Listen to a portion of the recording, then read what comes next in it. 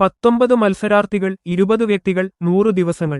Count down വീണ്ടും തുടങ്ങിയിരിക്കുകയാണ്. Big boss Malayalam season 7 തിരശ്ശീലയുയരുമ്പോൾ വീട്ടിലെത്തിയ 19 മത്സരാർത്ഥികളെയും കുറിച്ച് എന്താണ് പറയാനാവുക? എന്താണ് ഇവരെല്ലാം നൽകിയ ഫസ്റ്റ് ഇംപ്രഷൻ? വീട്ടിലേക്ക് കയറിയ ക്രമത്തിൽ തന്നെ നോക്കാം. ആദ്യമായി വീട്ടിലേക്കെത്തിയത് കോമണർ മത്സരാർത്ഥിയായി തെരഞ്ഞെടുക്കപ്പെട്ട അനീഷാണ്. സ്ത്രീവിരുദ്ധൻ എന്ന ലേബലിൽ ആദ്യമാണ് ഒരാൾ ആദ്യ ദിവസം തന്നെ വീട്ടിലേക്ക് കയറുന്നത്. 5ാം സീസൺ മുതലാണ് കോമണർ എന്ന കൺസെപ്റ്റ് മലയാളം ബിഗ് ബോസിൽ കൊണ്ടുവരുന്നത്. ഗോപിക ഗോപു ആയിരുന്നു ആ സീസണിലെ കോമണർ. 6ാം സീസണിൽ റസ്മിൻ, നിഷാന എന്നിവർ കോമണർമാരായി എത്തിയെങ്കിലും ഇതിൽ നിഷാന ആദ്യ ആഴ്ചകളിൽ തന്നെ പുറത്താവുകയായിരുന്നു. ഒരുപോലെ അഡ്വാൻറ്റേജും ഡിസ്അഡ്വാൻറ്റേജും ലഭിക്കാനിടയുള്ള എൻട്രിയാണ് കോമണറുടേത്. ഗോപിക കുറെയൊക്കെ ഈ പൾസ് മനസ്സിലാക്കി ഗെയിം കളിച്ചു തുടങ്ങിയ ആളുമായിരുന്നു. സാധാരണക്കാർക്കിടയിൽ നിന്നൊരാൾ എന്നൊരു പ്രതീതി പ്രേക്ഷകരിൽ സൃഷ്ടിക്കാൻ കഴിയുന്നത് ഗെയിമിലെ മുന്നോട്ടുപോക്കിൽ വളരെയേറെ ഗുണം ചെയ്യും.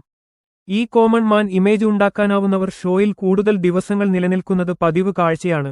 അതേസമയം ഒട്ടും തന്നെ ഫാൻ ഫോളോവിന് ഇല്ലാതെ ഒന്നിൽ നിന്ന് കളിച്ചു തുടങ്ങുകയും പ്രേക്ഷക മനസ്സിൽ സ്ഥാനം പിടിക്കുകയും ചെയ്യേണ്ടിവരും എന്നതാണ് കോമണർ നേരിടുന്ന പ്രധാന വെല്ലുവിളി. നേരത്തെ തന്നെ ഫാൻ ബേസുള്ള ആളുകൾക്കിടയിൽ നിന്നുകൊണ്ട് സ്വയം കളം പിടിച്ചാൽ മാത്രമാണ് അതിനു കഴിയുക. അതുകൊണ്ടുതന്നെ ഇവർക്ക് ആദ്യ ദിവസങ്ങളിൽ തന്നെ ലൗഡ് ആവേണ്ടിവരുകയും ചെയ്യും. അനീഷിലേക്ക് വന്നാൽ വീട്ടിലെത്തിയപ്പോൾ മുതൽ ഇതുതന്നെയാണ് അയാൾ പയറ്റുന്ന രീതി എന്ന് കാണാം. വന്നുകയറിയ സെലിബ്രിറ്റികൾക്കിടയിൽ താൻ മുങ്ങിപ്പോകാതിരിക്കാൻ വേണ്ടതെല്ലാം അനീഷ് ചെയ്യാൻ ശ്രമിക്കുന്നുണ്ട്. വീട്ടിലേക്കെത്തിയ മറ്റുള്ള മത്സരാർത്ഥികളെ അവഗണിക്കുക, അവരെയൊന്നും തനിക്കറിയില്ലെന്ന് തെളിയിക്കാൻ ശ്രമിക്കുക, ഒരു കോമണർ എന്ന നിലയിൽ വീട്ടിലെത്തിയപ്പോൾ തന്നെ വിജയിച്ചു എന്ന് പ്രഖ്യാപിക്കുക, ഒറ്റപ്പെടൽ സ്ട്രാറ്റജി പയറ്റാൻ ശ്രമിക്കുക.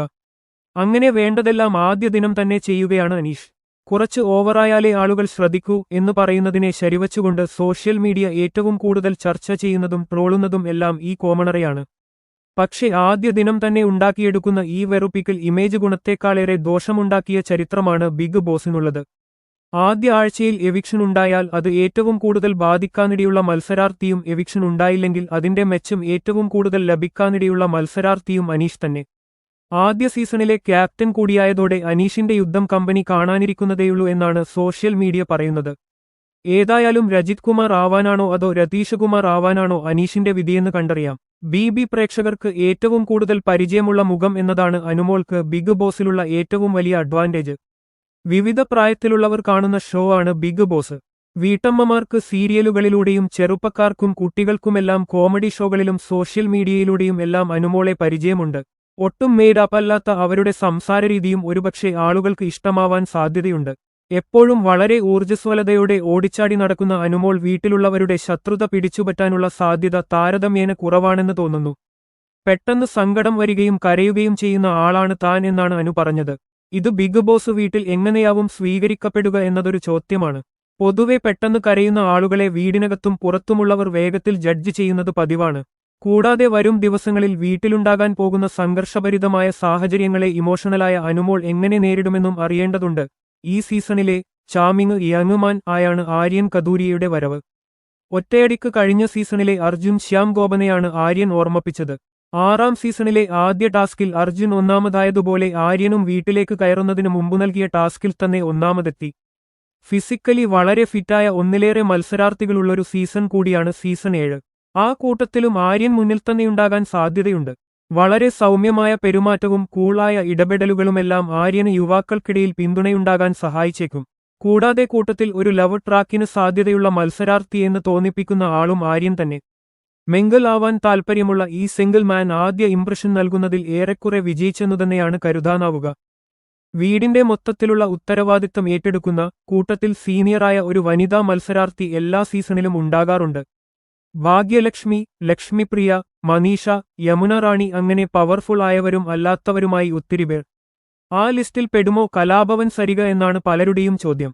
കൂട്ടത്തിൽ ഏറ്റവും എക്സ്പീരിയൻസ്ഡ് ആയ വനിതാ മത്സരാർത്ഥിയാണ് സരിക. തങ്ങളുടെ സീനിയോറിറ്റി ഗെയിമിൽ പലതരത്തിലും ഉപയോഗിച്ചവരും ഉപയോഗിക്കാൻ ശ്രമിച്ചവരുമാണ് മുകളിൽ പറഞ്ഞ എല്ലാ വനിതാ മത്സരാർത്ഥികളും. പക്ഷേ അത്തരത്തിൽ ഒരു പവർ പ്ലേ നടത്താൻ താൽപ്പര്യമുള്ള ആളായി സരികയെ ഇതുവരെയും തോന്നിയിട്ടില്ല. കൂടെയുള്ളവരോട്, പ്രത്യേകിച്ച് വനിതാ മത്സരാർത്ഥികളോട് വളരെ നന്നായും തുല്യതയോടെയും ഇടപെടുന്ന സരികയെയാണ് ആദ്യ ദിവസം കണ്ടത്. വീട്ടിൽ ഏറ്റവും കൂടുതൽ പേരെ ഷോയ്ക്കു മുന്നേ തന്നെ പരിചയമുള്ള ആളും സരികയാണ്. ഈ പരിചയം ഒരു ഗ്രൂപ്പ് കളിക്ക് വഴിയൊരുക്കുമോ എന്നതും അറിയാനുണ്ട്. വീട്ടിലെ പാട്ടുകാരൻ, പക്ഷേ അത് മാത്രമാവില്ല അക്ബർ ഖാന്റെ ബിഗ് ബോസ് വീട്ടിലെ ഇമേജ് എന്നാണ് ഇതുവരെയുള്ള കാഴ്ചയിൽ നിന്ന് ആളുകൾ വിലയിരുത്തുന്നത്. യാഥാസ്ഥിതികമായ ചിന്തിക്കുകയും സംസാരിക്കുകയും ചെയ്യുന്ന അക്ബർ അറിഞ്ഞോ അറിയാതെയോ വീട്ടിലെ പെൺകുട്ടികളുടെ നോട്ടപ്പുള്ളിയാകുമോ എന്നും കണ്ടറിയണം.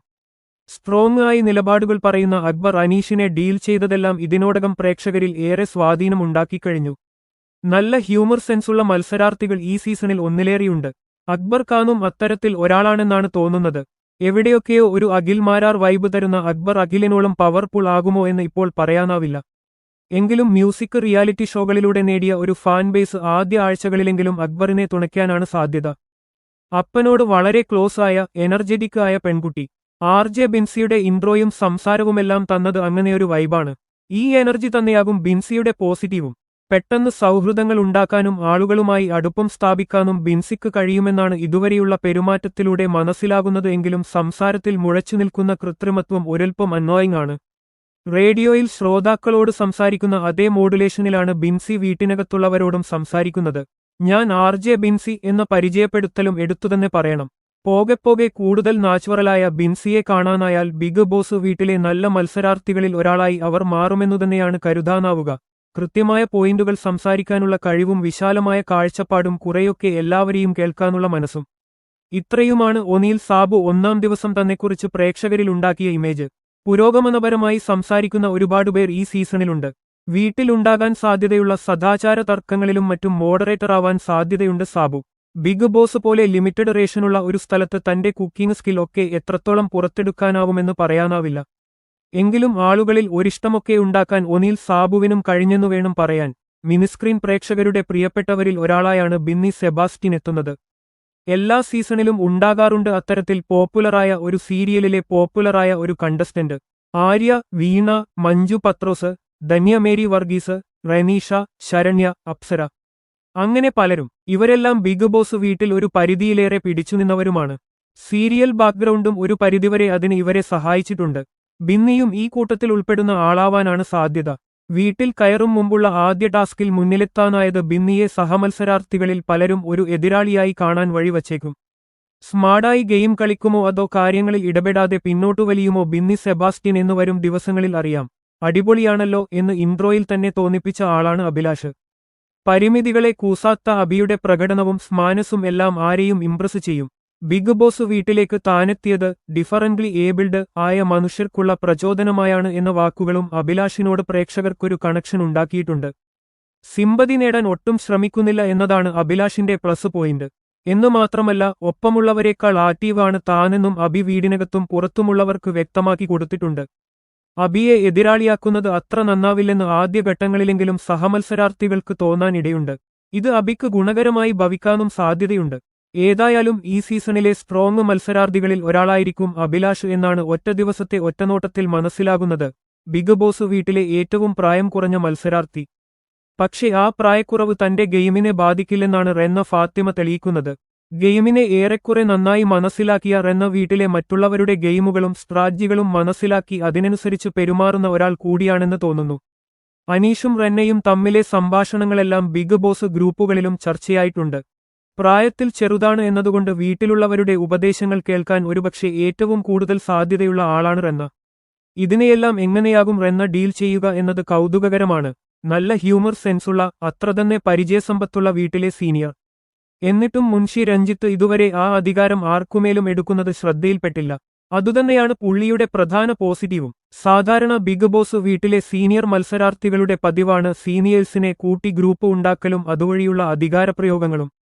രഞ്ജിത്തിനെ അങ്ങനെ ഒരാളായി തോന്നിയില്ല. അനാവശ്യ പ്രശ്നങ്ങൾ ഉണ്ടാക്കുന്നതും കണ്ടില്ല. ആവശ്യത്തിനുള്ള വിഷയങ്ങളിൽ ഇടപെടുമോ എന്നുള്ളതാണ് ഇപ്പോഴുള്ള ചോദ്യം.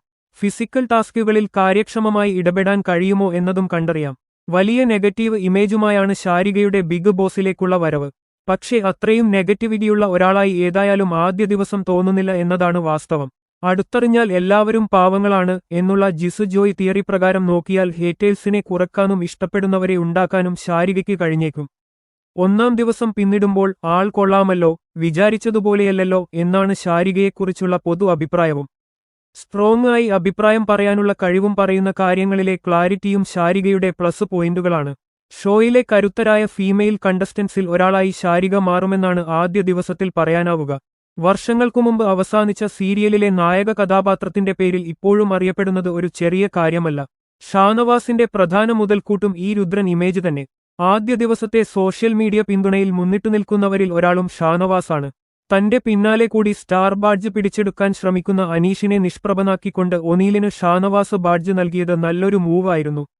ഒന്നും മിണ്ടാതെ വാഴയായി നിൽക്കാനല്ല വന്നതെന്ന തന്റെ വാക്കുകൾ ഷാനവാസ് പ്രവർത്തികമാക്കിയാൽ ഏറെ ദൂരം മുന്നോട്ടുപോകാൻ സാധ്യതയുള്ള മത്സരാർത്ഥി കൂടിയാകും അദ്ദേഹം. തന്റെ യുണീകായ വസ്ത്രധാരണവും പെരുമാറ്റവും സംസാര ശൈലിയുമെല്ലാം കൊണ്ട് ആദ്യദിനം തന്നെ ശ്രദ്ധിക്കപ്പെടാനായ മത്സരാർത്ഥിയാണ് നെവിൻ കാപ്രീഷ്യസ്. രസമുള്ള കൗണ്ടറുകളും ആവശ്യത്തിനുള്ള പോയിന്റുകളും എല്ലാം കൊണ്ട് കളം പിടിക്കാനുള്ള ശ്രമങ്ങൾ നെവിനും തുടങ്ങിയിട്ടുണ്ട്. ഓർത്തഡോക്സ് ആയ അഭിപ്രായങ്ങൾ ആരു പറഞ്ഞാലും അപ്പോൾ തന്നെ അതിനെ കൗണ്ടർ ചെയ്യുന്ന നെവിനെ പ്രേക്ഷകർ എങ്ങനെയാകും സ്വീകരിക്കുക എന്ന് ഇപ്പോൾ പറയാനാവില്ല. സ്വതസിദ്ധമായ ശൈലി കൊണ്ട് ഹേറ്റേഴ്സിനെ പോലും ഫാൻസാക്കി മാറ്റിയ റിയാസിനെ ഓർമ്മിപ്പിക്കുന്നുണ്ട് ചിലപ്പോഴൊക്കെ നെവിൻ. അതേ പാത തന്നെയാകുമോ നെവിനും പിന്തുടരുക? അറിയില്ല. ആദില നൂറ ഈ സീസണിലെ കോംബോ കണ്ടസ്റ്റൻസ്. വീട്ടിലുള്ളവർ ഒറ്റപ്പെടുത്തിയാൽ പോലും പരസ്പരം താങ്ങും തണലുമാകാൻ കഴിയും എന്നതാണ് ഇവരുടെ പ്രധാന അഡ്വാൻറ്റേജ്. പക്ഷേ ഇരുവരും വീട്ടിനുള്ളിലുള്ളവരുമായി നല്ലൊരു ബോണ്ട് സൃഷ്ടിക്കാൻ ശ്രമിക്കുന്നതായാണ് തോന്നിയത്. വ്യക്തിപരമായി ഒരൽപ്പം അമ്പരപ്പിച്ച കാര്യം, സോഷ്യൽ മീഡിയയിലെ ഇടപെടലുകളിലൂടെ ആദിലയായിരിക്കും ഇവർക്കിടയിലെ സ്ട്രോങ് ആയ, ആക്റ്റീവ് ആയ വ്യക്തി എന്ന ധാരണയെ അട്ടിമറിച്ച കൂട്ടത്തിൽ കൂടുതൽ സ്മാർട്ടായി നൂറ പെരുമാറുന്നു എന്നതാണ്. നൂറയാണ് ആദില നൂറ കോംബോയിൽ നിലവിൽ ഡോമിനന്റ് ആണെന്ന് തോന്നിപ്പിക്കുന്ന ആൾ. മുന്നോട്ടു പോകുമ്പോൾ അതെങ്ങനെയാകുമെന്ന് ഇപ്പോഴെന്തായാലും പറയാനാവില്ല. മലയാളികളുടെ സ്വീകരണ മുറിയിലേക്കെത്തുന്ന ലെസ്ബിയൻ കപ്പിൾ എന്ന നിലയിൽ എത്രത്തോളം സ്വീകാര്യത ഇരുവരും നേടുമെന്നതും പ്രവചനാതീതമാണ്. ഹിന്ദി ബിഗ് ബോസിൽ നിന്നും നേടിയ എക്സ്പീരിയൻസുമായാണ് ഗിസേൽ തഗ്രാൾ മലയാളം ബിഗ് ബോസിലേക്കെത്തുന്നത്. മലയാള ഭാഷയിലെ പരിമിതിയും മറ്റുള്ളവരിൽ നിന്നും ഒരൽപ്പം വ്യത്യസ്തമായ ജീവിതരീതിയും ഗിസേലിന് വെല്ലുവിളിയാകാൻ ഇടയുണ്ടെങ്കിലും ഈ മുൻ എക്സ്പീരിയൻസ് അവരെ പലയിടത്തും തുണച്ചേക്കാം. ടാസ്കുകളിലേക്ക് എത്തുമ്പോൾ കൈമയും മറന്നുതന്നെയാണ് ഗിസേൽ പങ്കെടുക്കുന്നത്. അപ്പോഴും പ്രേക്ഷകർ ഗിസേലിനെ എത്രത്തോളം ഏറ്റെടുക്കുമെന്നറിയേണ്ടതുണ്ട്. അഡ്വക്കേറ്റ് എന്ന ലേബലോടെയാണ് ശൈത്യ സന്തോഷ് ബിബി വീട്ടിലേക്ക് വന്നത്. സ്ട്രോങ് ആയ പെൺകുട്ടി എന്ന് നേരത്തെ തന്നെ തെളിയിച്ച ശൈത്യ ബിബി വീട്ടിലും അതേ കരുത്ത് കാണിക്കുമോ എന്നാണ് ആരാധകർ ഉറ്റുനോക്കുന്നത്. ഇതുവരെ കാര്യമായ പങ്കാളിത്തം ശൈത്യയിൽ നിന്നുണ്ടായില്ലെങ്കിൽ പോലും ചുവടുറപ്പിച്ചാൽ ശൈത്യ തീയാകുമോ എന്ന് നോക്കാം. ഏറ്റവും കൂടുതൽ ഹേറ്റേഴ്സുമായി ബിഗ് ബോസ് വീട്ടിലെത്തിയ ആൾ, പ്രഡിക്ഷൻ ലിസ്റ്റിലെ 1-ാം നമ്പർ പേരുകാരി. സോഷ്യൽ മീഡിയയിൽ കത്തിനിന്ന അതേ സമയത്താണ് രേണു സുധിയുടെ ബിഗ് ബോസ് പ്രവേശനവും. ഫാൻസിനേക്കാൾ കൂടുതൽ വിരോധികളാണ് രേണുവിനുള്ളത് ബിഗ് ബോസ് ഷോയിൽ. പക്ഷേ അതുമൊരു അഡ്വാൻറ്റേജ് ആണ്. എങ്കിലും കയറുന്നതിന് മുമ്പുണ്ടാക്കിയ ഓളം കയറിയ ശേഷം രേണുവിൻ ഉണ്ടാക്കാനാകുന്നുണ്ടോ എന്നത് ഒരു ചോദ്യമാണ്. പ്രത്യേകിച്ച് ഭൂരിഭാഗം മത്സരാർത്ഥികളും വളരെ മികച്ചതെന്ന് തോന്നിപ്പിക്കുന്ന ഈ സീസണിൽ എത്രയും വേഗം ട്രാക്ക് പിടിക്കേണ്ടത് രേണുവിന്റെ ആവശ്യവുമാണ്. വീടിനുള്ളിലുള്ളവർ ഏറ്റവും കൂടുതൽ ടാർഗറ്റ് ചെയ്യാൻ സാധ്യതയുള്ള മത്സരാർത്ഥിയും രേണുവാണ്. അങ്ങനെയൊരു ഗ്രൂപ്പ് അറ്റാക്ക് ഉണ്ടായാൽ പിന്നീടെന്താവും രേണുവിന്റെ ബിഗ് ബോസിലെ ഭാവി എന്നത് പ്രവചനാതീതവും. സ്റ്റൈലും മാസും കൊണ്ട് ഇൻട്രോയിൽ തന്നെ ഒരോളമൊക്കെ ഉണ്ടാക്കാനായ മത്സരാർത്ഥിയാണ് അപ്പാനി ശരത്. വളരെ സ്ട്രൈറ്റ് ഫോർവേഡ് എന്ന് തോന്നിപ്പിക്കുന്ന ശരത് കാര്യങ്ങൾ വെട്ടിത്തുറന്നു പറയുന്ന പ്രകൃതക്കാരനുമാണ്. ഫിസിക്കൽ ടാസ്കുകളിലും നല്ല പ്രകടനം കാഴ്ചവയ്ക്കാൻ കഴിയുന്ന മത്സരാർത്ഥിയാണ് ഇയാൾ. ആദ്യ ദിനം ഇഷ്ടമായ മത്സരാർത്ഥികളുടെ പട്ടികയിൽ നിരവധി പ്രേക്ഷകർ പറയുന്ന പേരുകളിലും ശരത് ഉണ്ട്. ഏതായാലും മത്സരാർത്ഥികളിൽ ഭൂരിഭാഗവും ക്വാളിറ്റിയുണ്ടെന്ന് തോന്നിപ്പിക്കുന്ന പ്രോമിസിംഗ് ആയ ആളുകളാണ് എന്നും നേരത്തെയുണ്ടായിരുന്ന പല സീസണുകളെക്കാളും മികച്ച സീസണായി സീസൺ 7 മാറാനിടയുണ്ടെന്നുമാണ് പൊതുജനാഭിപ്രായം. ആദ്യ ദിവസത്തെ പ്രകടനങ്ങളും ഇടപെടലുകളും കൊണ്ട് ഒന്നിലേറെ പേര് പ്രേക്ഷകരുടെ പ്രിയപ്പെട്ടവരാകാം ഇടയുണ്ടെന്ന സൂചനകളും തന്നുകഴിഞ്ഞു. First impression is the best impression എന്നാണെങ്കിലും ഇത് ഷോ ബിഗ് ബോസ് ആണ്. ഇവിടെ എല്ലാവരും എല്ലാ കാര്യങ്ങളും പ്രവചനാതീതവുമാണ്. അതുകൊണ്ട് നമുക്ക് കുറച്ചുകൂടൊന്ന് വെയിറ്റ് ചെയ്യാം. അതല്ലേ അതിന്റെ ശരി.